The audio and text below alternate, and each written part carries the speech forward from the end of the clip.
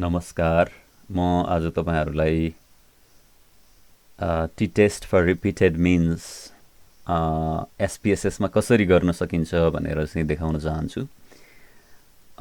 पहिला अब एसपीएसएस को विन्डोमा गएर हामी डेटा एन्ट्री को काम सुरु गरौँ।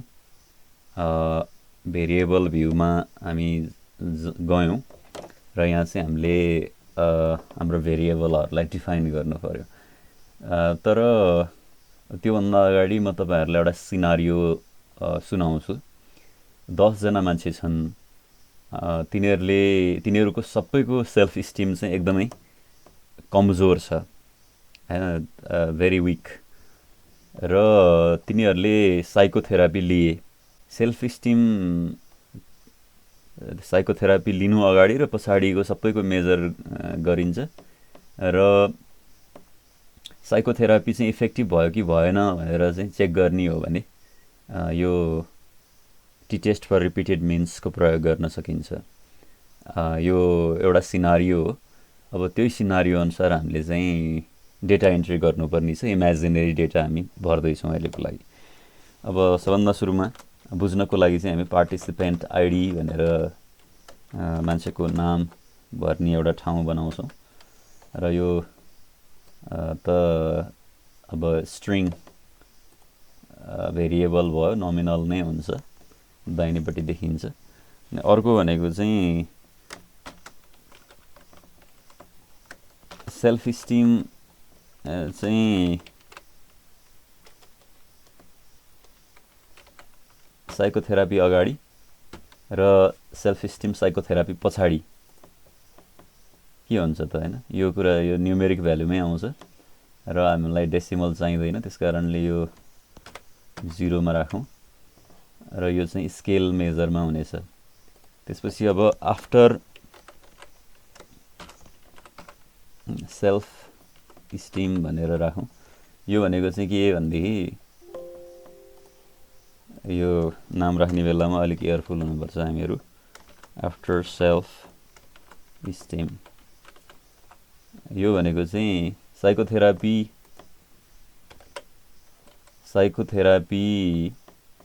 गरिसकेको पछिको सेल्फ स्टिम को मेजर स्कोर चाहिँ हामी यहाँ राख्दै छौं, हैन? यो स्केल मेजरमै हामी राखौं र अब डेटा एन्ट्री सुरु गरौँ। डेटा एन्ट्री सुरु गर्दाखेरि अब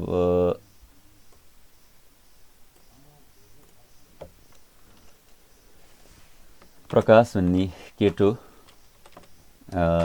ले काउन्ट्स साइकोथेरापी गर्नुभन्दा अगाडि उसको सेल्फ स्टिम 13 थियो, गरिसकेपछि 15 भयो।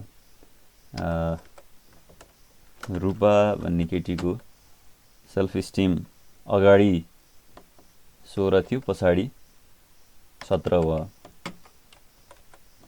रानी भन्ने केटीको सेल्फ स्टिम पहिला चाहिँ 11 थियो, पछि 10 मा झर्यो।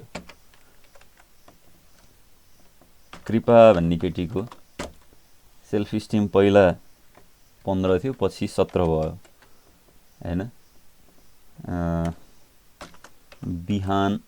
बिहान प्रसाद को चाहिँ सेल्फ स्टिम पहिला 9 थियो, पछि 15 भयो। त्यस्तै रेशम भन्ने केटाको पहिला सेल्फ स्टिम 10 थियो, पछि 11 भयो। अनि रमिला भन्ने केटीको चाहिँ सेल्फ स्टिम पहिला 8 थियो, पछि 18 भयो।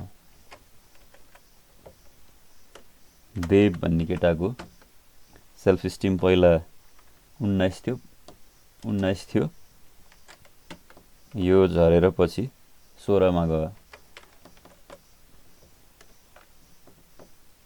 केदार भन्ने केटाको चाहिँ पहिला सेल्फ स्टिम 12 थियो, पछि बढेर चाहिँ 14 मा गयो। अब अन्तिम एकजनाको भरौं। लीला नामकी केटीको पहिला सेल्फ स्टिम 13 थियो, बढेर 14 भयो। अब यो डेटाबाट हामीले के देख्छौँ भन्दाखेरि एउटै व्यक्तिको पहिलाको सेल्फ स्टिम र साइकोथेरापी लिइसकेपछिको सेल्फ स्टिम चाहिँ यहाँ देखिन्छ हैन, इन्ट्री गरेको देखिन्छ। त्यस कारणले हामीले चाहिँ अब यो मेजर जस्तै पहिलो रोमा हेर्ने हो भने यो 13 र 15 को मेजर चाहिँ एउटै व्यक्तिको भयो, एउटै व्यक्तिको दोहोऱ्याएर चाहिँ मेजर लिएको हुनाले यसलाई रिपिटेड भनेर भनिएको, रिपिटेड शब्द चाहिँ त्यो कारणले आएको हो। अब त्यस कारणले चाहिँ यसबाट हामीले साइकोथेरापी इफेक्टिभ भयो कि भएन भनेर हेर्नको लागि यसको यो सबैजनाको सबै मान्छेहरूको पहिलाको मिन र सबैको पछिको मिन निकालेर त्यसलाई हामीले कम्पेयर गर्ने हो हैन। सिग्निफिकेन्स टेस्टिङको लागि टी टेस्टकै प्रयोग गर्नुपर्छ। अब सामान्य मिनले काम गर्दैन, त्यस कारणले चाहिँ हाम्रो नल हाइपोथेसिस भनेको there is no difference between self esteem mean self esteem scores before psychotherapy and after psychotherapy भनेर चाहिँ त्यसरी नल हाइपोथेसिस राख्नुपर्ने हुन्छ। सो अब एनालाइजमा जानु पर्यो पहिला टी टेस्ट पर रिपिटेड मिन्स गर्नको लागि, अनि कम्पेयर मिन्समा जानु पर्यो र कम्पेयर मिन्समा गइसकेपछि पेयर्ड स्याम्पल्स टी टेस्टमा जानु पर्यो हैन। पेयर्ड स्याम्पल्स टी टेस्टमा हामी गयौँ। अब पहिला त यी दुईटालाई सेलेक्सन गर्नु पर्यो। दुईटालाई नै सेलेक्सन गर्नको लागि चाहिँ कन्ट्रोल थिच्नुपर्ने हुन्छ किबोर्डमा र यो एरोबाट हामीले यता ल्यायौँ यसलाई हैन। अब अप्सन्समा जाने हो भने कन्फिडेन्स इन्टरभल डिफाइन गर्न पाइन्छ। यो त जेनरली 95% नै राखिन्छ, त्यो भनेको 0.05 लेभल अफ सिग्निफिकेन्स हो। अब ओके गरौँ। ओके गरिसकेपछि यो हाम्रो रिजल्ट आयो। अब यसमा बिफोर र आफ्टरको चाहिँ मिन देखाउँछ। सेल्फ स्टिमको मिन पहिलाको 12 छ, पछिको 12.6 छ र पछिको चाहिँ 14.7 छ।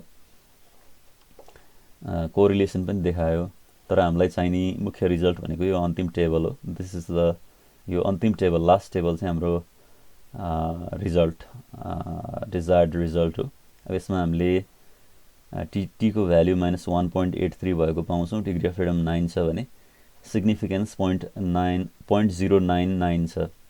अब हाम्रो लेभल अफ सिग्निफिकेन्स 0.05 छ र यो निकालेको भ्याल्यु चाहिँ 0.09 भएको हुनाले हामी नल हाइपोथेसिसलाई रिजेक्ट गर्न सक्दैनौँ।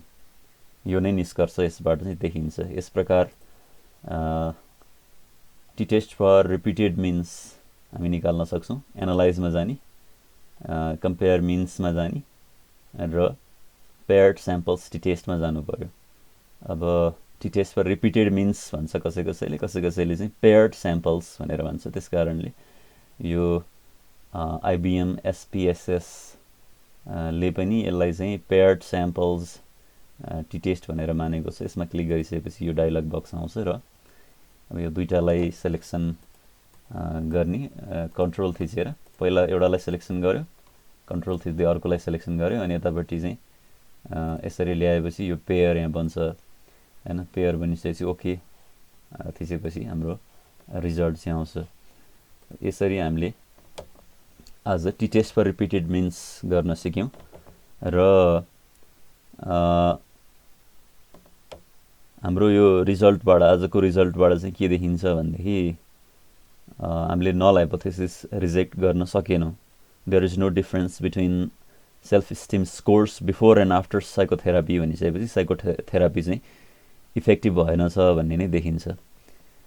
आजको लागि यति नै। अर्को ट्युटोरियलमा फेरि हाम्रो भेट हुनेछ।